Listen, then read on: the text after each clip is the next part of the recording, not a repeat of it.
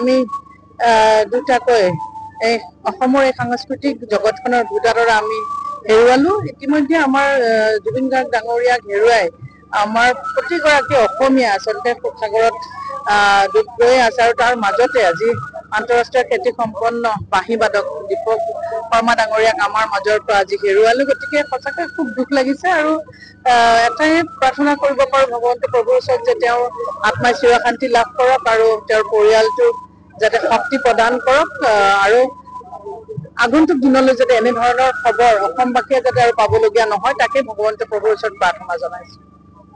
3 দিন পিছত আইচিউৰ পৰা ওলাই কেবিনলৈকে আনিলে, কিন্তু কেবিনত যিদিনাখন এদিন থাকিলে সেই কেবিনত 22 তাৰিখে গৈছিলে, কিন্তু কেবিনত আইচিউৰ পিছত কেবিনত অনা দিনটোত তেওঁ ছাডেনলি কোলাপছ কৰিলে আৰু মাল্টি অৰ্গেন তেওঁ এফেক্ট কৰিলে, কিডনী, লাং, ব্লাডতো ইনফেকশ্যন পালে, তাৰপিছত ভেণ্টিলেশ্যনত গ'ল।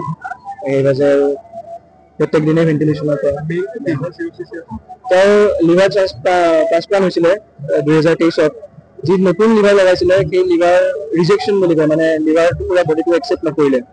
তাৰে কাৰণে 1 বছৰ মোটামুটি 1.5 বছৰ ভুগি আছিলে, দিল্লীত গৈ ট্ৰিটমেণ্ট চলি আছিলে যাতে ৰিজেকশ্যন নহওক, লিভাৰটো থাকক। কিন্তু শেষত ডিক্লেয়াৰ কৰিছে যে আকৌ ট্ৰান্সপ্লান্ট লাগিব। আৰু অসমৰ ৰাইজ তথা গভৰ্ণমেণ্ট চৰকাৰে গোটেইখিনি সহায় কৰিলে, আকৌ এবাৰ তেওঁ সেইকাৰণে চেন্নাইলৈ যাব পাৰিলে, কিন্তু এইবাৰ নহ'লগৈ। হয় হয়, আৰু আমি শিকিব লগা বহুতখিনি আছিলে, মানে আধৰুৱা হৈ গ'ল আৰু কামখিনি। হয়।